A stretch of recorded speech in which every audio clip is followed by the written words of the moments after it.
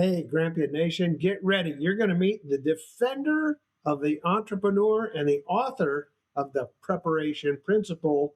You hang on, because when you get about halfway through this video, you're going to either become an entrepreneur or wish you were one. Stand by. In 2013, I coined the name Grampian, and I gave it to your host, Jim Tracy. Eric, hey, welcome to the show, man. It's good to see you.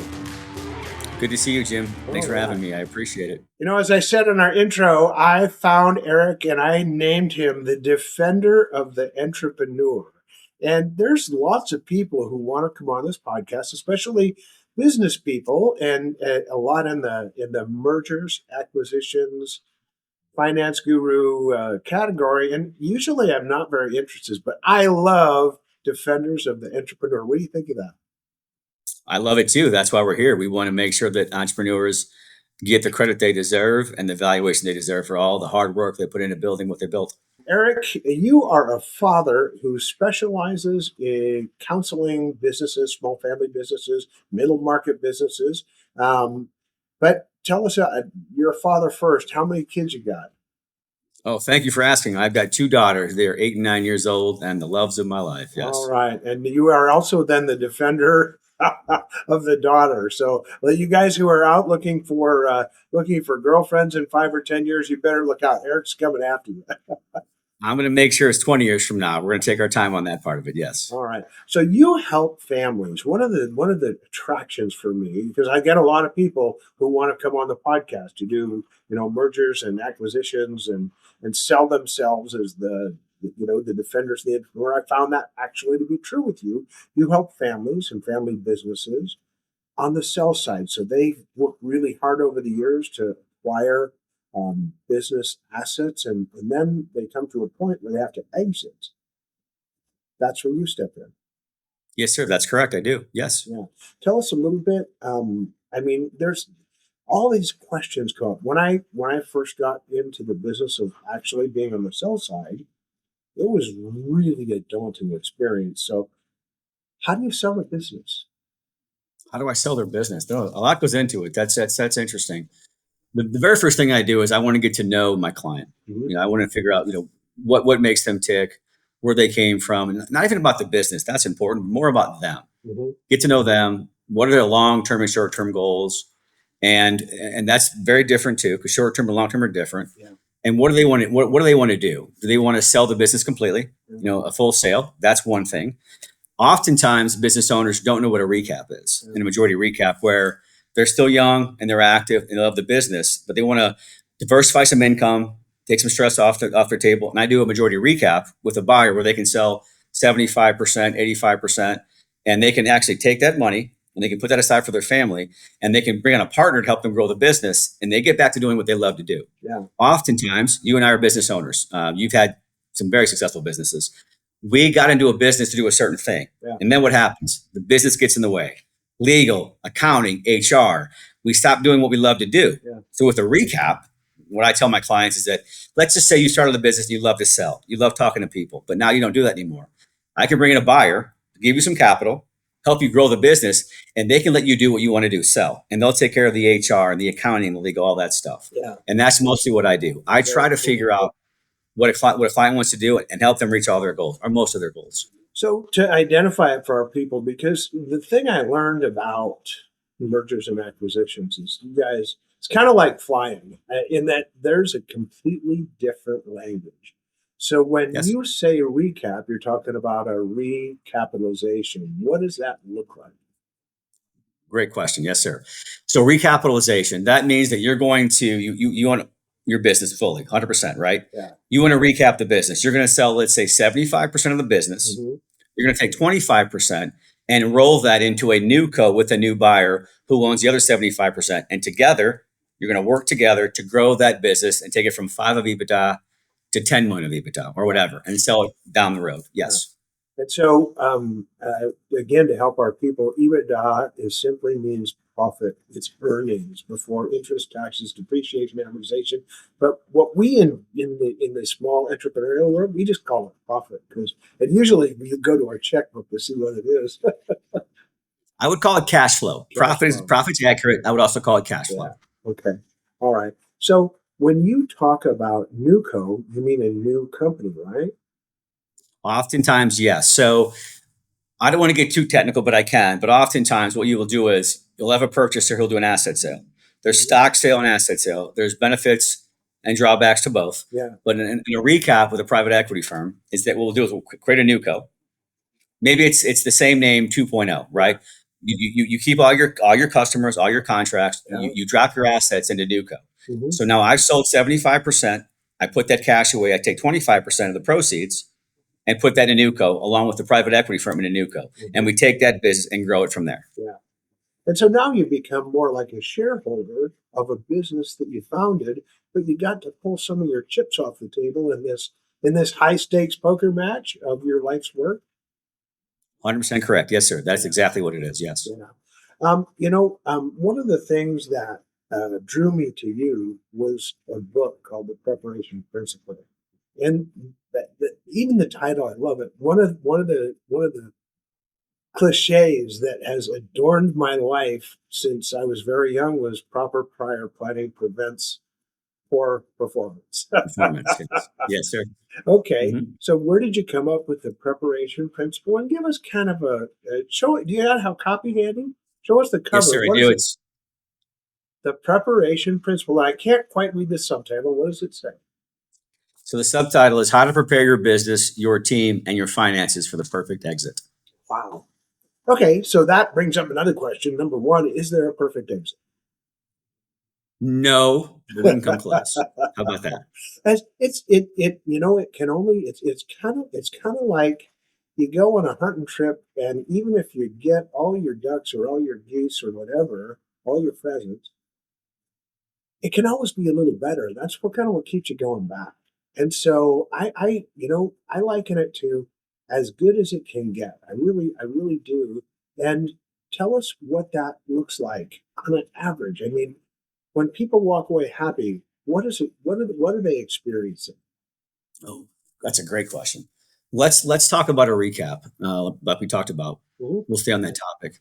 So in a recap, you got an entrepreneur who has a business and they care very much for their employees. Mhm. I know that's very important to you. Oh Reading yeah. your book, very important to you. So they get a fair purchase price Uh-huh. where all the 30, 40s of hard work, they get paid well for it.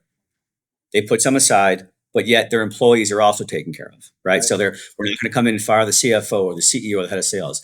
They get a good purchase price with a good partner who understands their culture, Mhm. agrees with their culture, Yeah. takes care of their people, and they want to grow the business and make it better. They want to service more people. They want to service more of their customers. Yeah. That's when I have a client that walks away with that, they feel very good about themselves because one, they put money aside for themselves and Mhm. probably their grandchildren or whatever it may be, and they know that their employees are in good hands and they're going to be compensated as well. If they perform, they'll be taken care of. That's not a perfect sale, but pretty darn close. Yeah. So when you talk about this, especially in part of the book, you talk about navigating the process. The process becomes an important part of it because it's not, generally speaking, a real long process, but it ain't a real short process either. And it's not a real hard process, but there's a lot of work that has to go into it that can make it seem hard because you got to keep running the business while you're doing it, right? Yes, sir. That's correct. Yeah. So I would say it's again full transparency. It's more stressful than what my clients realize. Oh And that's yeah. unfortunate. So I try to let them know in advance. Yeah. You sold the business. Again, it's about 6 to 9 months. It's getting longer because people are more litigious. So they gotta do more, check the boxes, do more research, Mhm. more diligence, a little longer than it used to be. Sure. But in the beginning of the process, it's fun. We're talking to buyers, we're selling our business, we're talking about how great it is. And that's great. When you sign that letter of intent and you get into closing diligence, Mhm. 60, 90 days, it gets very intense for the CEO and especially the CFO. And it's very, very stressful. And that's where my job becomes more of a therapist than a banker. I'm trying to calm everybody down, keep the process going, let Yeah. you remember why we're here. My phone rings a lot the last couple of months of the process, trying Sure. to navigate all the things, all the issues. And much like any business transaction, if we take the emotion out of it, it really helps a lot, doesn't it? I couldn't have said that better myself. We're human beings and we're very emotional. If Yeah. we took emotion out of it, it would make the process run a lot smoother. But Mhm. There's emotions from the seller Yeah. and from the buyer. I think in my book, I even talked about this. I sold a business about 15 years ago, and a very big 6'5", big burly guy, a great gentleman. He built a business in manufacturing. And this is about as big as a guy's guy you're ever going to get. Hunter, Patriot, Army veteran. When we sold, we signed the contract back in the day where you in the room and you actually wet signed things. He was crying because he thought he was letting his grandfather down. Yeah. He was selling his grandfather's legacy. Yeah. And he got a great price for it. He was very happy, but that's how emotional this can be. Yeah. You know, and I can really understand that, because even when we built our business, my son came to me and we built it together. We kind of grew up together, and he came to me and he goes, Dad, I'm 13 years into a 5-year commitment. And Yes, and I want to go be a rancher. And I was like, oh, our business was named Legacy, and that legacy was kind of trimmed at that point. And it is emotional. What advice do you have for people so that they can try and make their best effort to keep the emotion at a minimum? You're the first person asking that question in 22 years. That's a good question. Remember why you decided to sell the business to begin with. Mm-hmm. Think about what the goals were to sell the business, and think about, hopefully, how you are really helping create wealth for your family, create stability for your family, diversifying your portfolio, but still keeping the company intact and still helping still service your customers in the right way, and maybe even better. Because remember, even us, we're entrepreneurs. We know how to build business and build businesses and run them. Yeah. There are companies out there that are professionals at building businesses and making them better. So by selling to the right private equity firm or the right strategic, you can actually service your customers better and more of them. Keep that in mind. Sure. What do you mean by strategic? That's Great another new word. Yes, sir. So we call it financial buyers, private equity, family offices, and then strategics. So a strategic buyer is someone that does the exact same thing you do. They're in the same industry, oftentimes a competitor. Sure. That's very difficult to navigate, another conversation. But a strategic is someone who does exactly what you do. They know your space well, and they operate in the same industry. Yeah. And at the end of the day, when I look at the people who we decided to hitch our wagon to, I wanted to work with them because I wanted to partner with them. How common is that? You hope it's every case. You hope it's every scenario, because that's exactly correct. You want to partner with someone who you're like-minded with, who will value the culture you've built, will honor the culture you've built, and will continue to operate in the same way. So I think that almost every one of my clients, they care about their culture and their employees, so they want to keep that commitment. So when we do sell the business, it's very important to pick the right buyer. I tell my clients that at some point in time, we'll be at a table, and we'll be on one side, and the buyer will be on the other side, and they're going to ask us a lot of questions. Well, it's also our time to ask them questions. Yeah. Okay, you want? I'm going to ask, are you a good buyer? Are you a credible buyer? By the way, if you're a private equity firm, I want to talk to 3 CEOs of companies you've bought, and I'm going to ask them how you operate, how you act. Yeah. Very, very important. What would your definition of a good actor be? A good, pardon me? A good actor. A good actor, yeah. A good buyer. How those buyers? How do you act? What's a good actor look like, man? Great. That's a very good question. Once we sign the LOI, the letter of intent, and we agree to purchase price, then their job between LOI, letter of intent, to SPA or APA, purchase agreement, if they simply honor their commitment on the purchase price, if they do their diligence, which they should, if they don't try to retrade, they honor their commitment, that's a good buyer. And if also, too, let's say it's a private equity firm and my client's going to roll 25%, sell 75%, roll 25%. About a month prior to close, they're talking to my client, and now we're working together. We haven't closed yet. We're going to assume we're going to close. Yeah. So buyer and seller, my client and the buyer, working together. How do we create a good team post-close? How do we grow the business post-close? We're working together to make sure that once the sale it happens, then we're still good partners going forward to work together to grow the business. Yeah. You know, your book talks a lot about the step-by-step strategies that have to be used, that are really it's just part of what we would call the process. Give people an idea what that process looks like, and then like the preparation to sell just before you even go to market. How long should that take in a well-run business? Another fantastic question. Let's talk about the preparation part of it first. I come across a lot of clients who are so focused on running their business that they're not prepared to sell. Their finances are not reviewed or audited. They're not in order, and they've got some contracts that maybe not be, in place. So if you're going to sell, I'd tell somebody. I would recommend best case scenario, rarely happens. 2 years prior to sale, hire a good banker, a good accountant, a good financial advisor, a good M&A attorney, and a good tax advisor, and let's properly plan to maximize proceeds pre and post tax. Rarely happens. If I get 6 months in advance where I can talk to my client to make sure the financials are in check, that's the most important part. Make sure that the trademarks are in check, the contracts are in check, they're in place. That's fine. And then we can sell the process. So it's very important you can never plan too early in advance, ever.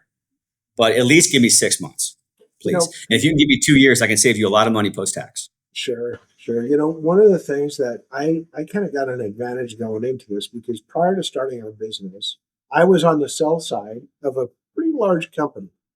And they said, hey, we want 15% earnings and you want, excuse me, a minimum of 15% growth every year. And if you can do that over the long term and then have audited financials. So even as a small company, we had 10 years of audited financials, 10 years of consecutive growth at 15% EBITDA. So when we went to close, it was an easy process. So I am really concurring with that. How does a small business go about finding someone to audit them without, accountants these days are a precious commodity and auditors are even more so. How do you find one without draining your bank account? I have them as well. So part of what I'm doing is hiring my own accountant. I have my own accounting practice and eventually my private wealth management practice. So I have given out, I've got very good accountants that are referral basis that I give out trusted advisors. Now I'm bringing it in-house where I also do the accounting via third-party partnership. So I've vetted these accountants who do great work and I get them in very early. And they're not very expensive. They're Big Four trained, but they have created their business model. We've created our business model to help the middle market, lower middle market entrepreneur. We're not going to charge, $9.50 an hour. We're very reasonable, extremely reasonable, and we produce as good as work as Price Waterhouse, KPMG, whomever. Awesome. So I can help with that too. Awesome. So when it comes to lawyers, we went to a closing one time, and I think 3 weeks before the closing, we had to call the other party's attorney and say, "Listen, your job is not to make problems. Your job is to get the deal done, and you're not serving your client. And if you don't like pull your poop in a group, it's gonna get ugly, and this is not gonna close, and you will not have served your clients." Have you faced things like that? How do you find someone who can actually speak the language? Because usually they go, "Well, my buddy Fred, he's an attorney, and we all know Fred can't do anything right." So they bring Fred in. How do you handle that? Another good question. I don't allow it. So what I mean by that is, I'm trying to be polite. Yeah. Because you're exactly correct. There are attorneys out there that are deal makers and deal breakers. Yeah. Oftentimes they come in with the idea that I'm going to try to make this as difficult as possible in the hopes of making my client better. No. Yeah. I also have a small pool of attorneys that I use for sell side they want to get a deal done. They want to serve their client and protect their client, but get a deal done. Because if you let an attorney do what they want to do, a deal will never ever close. So I have attorneys that are very, very good who are, some are very expensive, some are not very expensive, but they want to get a deal done to protect their clients. And I manage them as well. As the investment banker, I'm the quarterback. I manage the attorneys, the accountants on both sides. I'm in the middle. I'm running the process. So I've had to reel my people in probably every time. Yeah. Enough's enough. We're covered. Let's go. Yeah. Actually, John, I'm sorry, Jim, every single time I have to do that. Yes. Yeah. So when I look down the road, I'm gonna take on the role for a minute of a founder who's got this business and it is a great business. And I come to you and I'm like, "Eric, wow, this is overwhelming. Tell me the 5 things that I'm not ready for." The 5 things that I'm not ready for. You've been running the business. You are not ready for people to poke holes in the business. Yeah. You are not ready for people to tell you that you're wrong. You're not ready for people to scrutinize your financials in a level of detail you've never even ever fathomed. Yeah. You're not ready for an attorney to come in and ask you questions of every contract you signed, every HR document, and you were probably not ready to give up the reins and give up control to someone else. Yeah. I would agree with those, and I would even take it a step further. We had folks come into us, and they were quite insistent that they look at things like the leases that we had between our family and our company, and they were like questioning they weren't questioning our integrity. It felt like they were questioning our integrity, and quite frankly, they didn't know our business as well as we knew our business. So Correct. they got to get in there and dig, don't they? It's their role and their job to protect the buyer as well as the happiness afterwards, isn't it? That's correct. Yes. So, having read your book and knowing that your integrity is second to none when it comes to friends and family and mentors, and I'm being serious, second to none, having people question what you've built, do not take it personally. Yeah. It's their job, it's their legal responsibility, and it's not about you. It's about help. It's about safeguarding their clients' assets. So don't take it personally. Yeah, don't take it personal because everybody knows when you build a business, everything's personal. Your customers are personal. Absolutely. Your suppliers are personal. Your employees are intensely personal. It's crazy because you pour your heart and your soul into it. But now we're going to move on, and we're going to move towards something hopefully bigger and better. So when you wrote the preparation principle, you talked about things like, I'm going to read here a second. You giving the effort that provides the best possible outcome. What does that look like from your side? What does your wife call you and say, dude, you're working late again? That's the effort that we would probably see, isn't it? Happens all the time, actually. Yes. It is really finding out as I said before, what my clients want to do, what their short and long-term goals are, knowing them pretty well. Mm-hmm. You know, if their family is super important to them, which oftentimes it is, their employees, that oftentimes it is, Sure. it's going above and beyond. So I do what my responsibility is. I go above and beyond.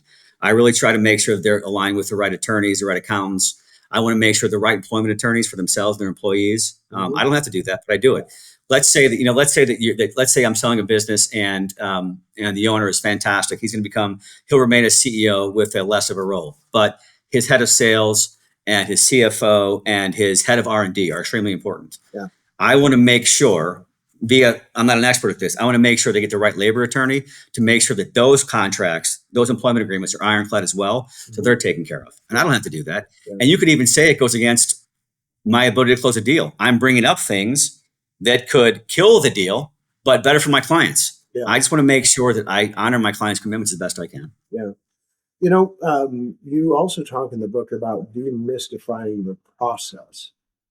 The process is, in as much as anything else, a new language for those of us who built businesses. How do you go and engage someone? I mean, here's a really cool example. They came to me and they said, "Hey, man, what is your CapEx budget for the next fiscal year?" And I'm like, "What's a CapEx budget?" And we had over 100 employee business, and they said, "Hey, well, how much do you plan to spend next year on purchases over $6,000 or whatever the number was?" And I said, "Well, I don't know, man. We just look at the checkbook because we didn't have any debt." And they're like, "Oh," and you could see the slump a bit. Like, we're going to have to educate this knucklebagger. How do you educate us who've just been the tradesmen and the effort and the labor, but also the visionaries of a business that's grown bigger than we ever imagined? Just that is a great question. I educate them. So I've got a new client. They're a manufacturer of energy-related products, and they sell to General Electric. They're $4 million of EBITDA. I had dinner with the founder and his wife on Thursday evening, and we spent 5 hours of talking about a 6-page deck I put together on the timeline, a very detailed calendar, Mhm. color coded by Yeah. different parts of the process. Yeah. 2 pages of 20 questions. That's just 1/10 of what I'm going to ask them.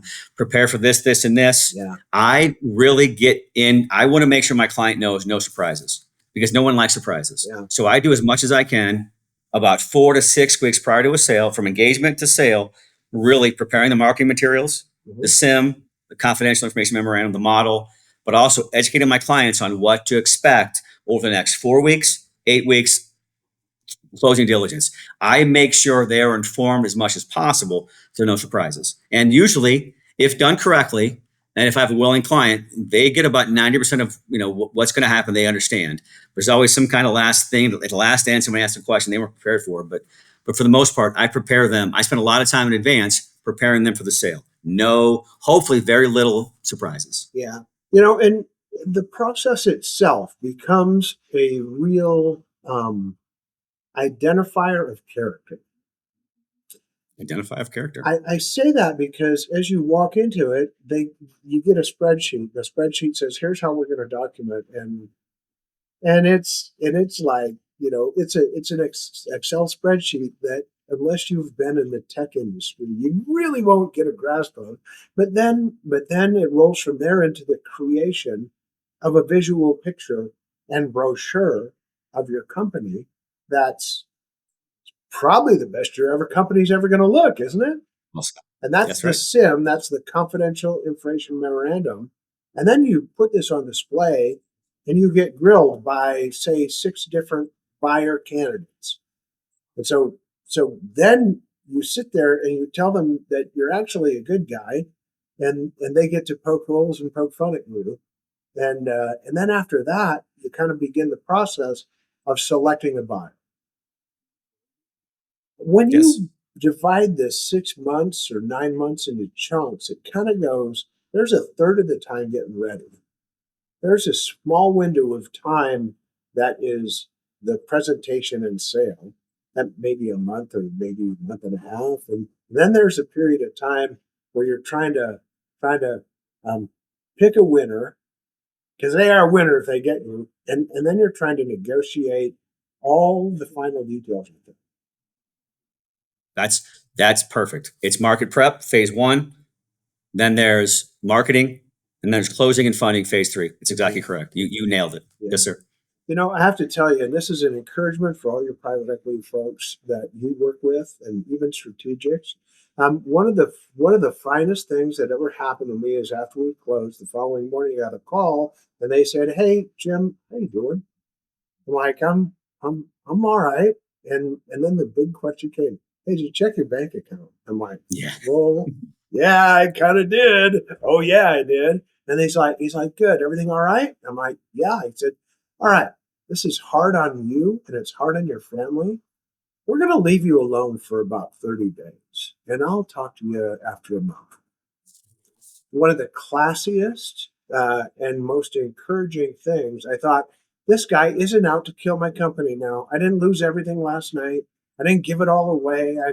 They still want me involved, and they care about me now, and they care about my family and our ability to recover from this huge event. So there's an encouragement for your buyers. Sure, you need to tell more people that. I have never heard that before, and that's a very bold, it's a very strong statement. I wish I heard that more often. Never heard that before. One of the things that people need to recognize is if you build and then prove you built a winner, then you go to the market as, we have a really quality business and we can prove it. And people tend to trust you more, and they trust you because of auditors, and they trust you more because of lawyers that aren't allowed to get in the way, and they trust you more because of investment bankers sometimes that are held in check. Because I'm sure you've run across your barrel of sour investment bankers as well. But everybody doesn't come to work thinking, "Hey, I want to do a crappy job today." They're just not really clear on what the objective of both sides of the ownership pool are. So well said, both sides. That's why I brought you on. You're the defender of the entrepreneur. And sometimes we need defending against ourselves, don't we? Against yourselves as well. Yeah, that's correct too. That's Well said. I'm defending you against a buyer, but against yourselves. I'm defending you of making irrational decisions based on emotion. Yeah, yeah, and Well said. poor choices that are the result of years and years and years of ingrained habit. Good call too. Yeah, Yes. yeah, But you can tell you've owned some businesses. It's yeah, exactly correct. Yes, sir. That's right. yeah. So, what's been harder for you, the selling side, or the buying side? The selling side by far. Yeah. Why is that? Getting to know a client very, very well and understanding how truly valuable and unique they are and trying to convey that message to a buyer who may not fully grasp in a short period of time how valuable this asset is Yeah, and making sure that I get true value, deserved value from my client. It's hard to do, yeah. but I think I do it well. But I take it very personally, and I honestly I probably shouldn't, but I take it very, very personally. Well, good. That's why you're the defender, the entrepreneur. So, Yes, sir. somebody comes to you and they're like, Eric, like, I think the time is right, but I'm not sure. Is there any way to know when it's the right time to have one of those exits, one of those transactions, one of those recaps, etc.? It is. It's certainly. I can tell you when the wrong time is. That's easy. That's easily defined. But I tell people on a regular basis. I love talking to entrepreneurs. I love having the conversation. I truly enjoy it. Call me anytime. Just ask me questions, and I will do an assessment of your business, and I will let you know if it does make sense to sell. Now, I can't. I don't have a crystal ball. I can't tell you what's going to happen in the next 3 to 6 months with the markets. Yeah. I've got a good pulse on the markets, but anything can happen. But I can tell you where times where M&A is robust, where it's in a decline, and I can certainly tell you whether or not you, as a client, are ready to sell. That I can do for sure. Yeah. And when you do that, sometimes you get some responses that you don't like or you don't expect, don't you? So I do. I often get yes. I would let's not say often, but let's say on occasion, I will tell someone what they're worth, in my opinion, and they think they're worth 5 times more than that Yeah. because their neighbor down the street sold a similar business for 20 times EBITDA, and I've got to tell them that didn't happen. It didn't happen. So yeah. Is it a little bit like selling real estate in a home that you've lived in for 25 years? It is. It is. It is. That's an analogy that happens on a regular basis. It is like selling a home, much more complicated, much more sophisticated, but yes, it's very close to that. Yes, Yeah. selling a home. Sometimes a business or a home in California would not be the same value as a home in rural Idaho. Correct. And so there's more art than science to actually establishing some of these valuations, isn't there? It's much more art than science, and as time goes on, it could be as much as 75% art, 25% science. Yeah. Because again, people ask me all the time, "What's a company worth? What's a company worth?" And I create a list myself. A company is worth the intersection of what a buyer will pay for it and what a seller will sell for it. It's that point. Yep. So no science can depict that. Yeah. We can roughly estimate what it's worth, but it's that center point where that's the true value of a company. And a lot of times we can just look at history and say, here's like a range, and the range that you can expect if you peg a low side and a high side. Why do people only always remember the high side on the sell side and the low side on the buy side? You are exactly correct because I do a range, I do evaluation. Yeah, I've got to make sure my clients wants to sell for this range, and they're only going to remember the big number, not the small number. That is correct. yeah. So My 1972 rusted out Honda is worth a small fortune, isn't it? yeah. They're only going to remember that high side. It's again that goes back to the science. The art about it, and a lot of it's like psychology. It's a big part of what I do. Yeah. Speaking of that, there is a process for an entrepreneur, and I'm going to call it psychological readiness. Is there any preparation to craft yourself as a CEO, as a founder, as a president, owner, whatever you want to call yourself, as the leader of a business? Is there any advice that you can give them to prepare them to be psychologically ready? There is. I would say again, if you've built a good business, Be confident in what you've built. Mhm. Don't take it personally when people question what you've built. And if it's a large business, you cannot do it by yourself. You need a team to help you. Treat the team well, take care of the team, and ask the team for counsel. You're the CEO, you make the final decision, but don't think you know it all. Ask trusted advisors and what they would do, and then you make the final decision. But surround yourself with quality people, advisors, teammates, treat them well, compensate them well, and trust the process. Trust the banker, trust the process. Yeah. And the investment banker, when we sold, the first thing he told us, he said, Jim, your wife and your office manager have done a marvelous job, and you have got the audited financials to prove it. You need a CFO. You need a chief financial officer. And I was like, what do you mean I'm audited? He's like, they're not ready. They're not ready for the process. Not the auditor, but my staff is not ready for the audit. And so a year ahead of time, we had to go out and hire a CFO, and that provided returns. So I am endorsing your counsel, if you will. Have you done it without a CFO before? No, it's impossible, or it's not going to be successful. So I have 4 clients right now, 2 of which they wanted me to sell them 2 years ago. I said, you're not ready. I can't sell you, not properly. Wait 2 years. Let me fix your financials, and then we'll sell. So I've done that with my internal staff. Again, I've got a partnership with part-time CFOs who come in, fix the books, do a Q of E, and on 3 transactions, the CFO is the part-time CFO. It's my person who will help us through the process because the buyer will have a CFO. Because again, no disrespect to anyone. The amount of financial diligence that a buyer is going to do for a big company, very few people are qualified to answer those questions. And it's an insane amount of time. Yeah. So you need someone who is not a controller, not a bookkeeper. Very crucial, very important. You need a CFO to handle the process. And I bring that in to help my clients via a third-party accounting firm that I am a partnership with. Right on. So another acronym that we're going to help folks with, and a piece of advice from the Grampian first. We did a quality of earnings prior to. So a quality of earnings is a really exhaustive exercise to show that you're not hiding a bunch of junk, and that you're not scraping off all the funds off the top, and that the earnings that you're putting on display are really true. And so when you do a quality of earnings and you preempt that, and have that ready and make it available to the acquirer, what a gift and what a time. I mean, you want to talk, that's a calendar killer. We killed the calendar instead of the calendar killing us. It was awesome. So I wish more people had that philosophy because you're 100% correct. And I've been fortunate enough to have clients who trust me, and I tell them I can get it done very well. And again, depending on size and scope, 25 to 50K. That 25 to 50K now pre-deal will save you hundreds of thousands of dollars in legal fees and accounting fees during diligence. It's worth the money. Yeah. And what you said is correct. When a buyer sees that, and by the way, you had an audit, and you still did it, which is fantastic.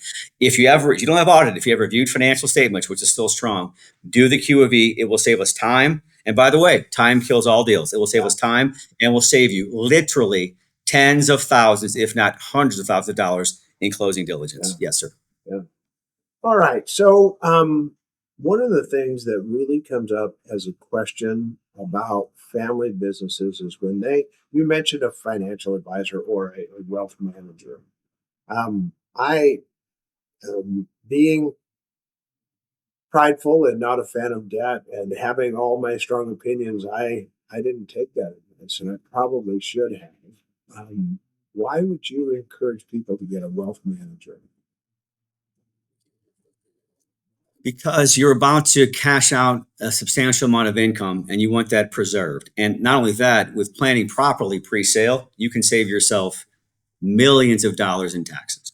You're going to pay Uncle Sam. We're not trying to not pay our taxes, but you can structure things with trusts and foundations prior to sale that take care of your children, your wife, your legacy, and still minimize the tax. And then once you sell, you've got someone, a third party, who can help you manage your hopefully substantial wealth for you and your children. It's very important. So it did turn out really well for us, and we're incredibly grateful. But that's some advice that I should have taken sooner rather than later. So just keep that in mind, folks.